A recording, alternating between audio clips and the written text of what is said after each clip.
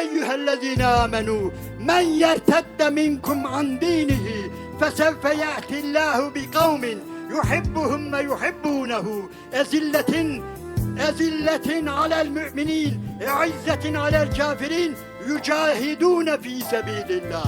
Allah-u Teala Müslümanları tehdit ediyor, kafirleri değil, dikkat ediniz. Müslümanları terk ediyor.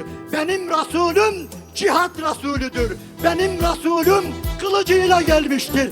Kim onun arkasından kaçarsa Allah'a da zarar veremez, Peygamber'e de zarar veremez ve Allah onların yerine, sizin yerinize başkalarını getirir diyor. Bugün bu ümmet, söyleyin, böyle bir tehlikeyle karşı karşıya değil mi? İslam'ın izzetini savunmayan bu millet, bu ümmet böyle bir tehlikeyle karşı karşıya değil mi?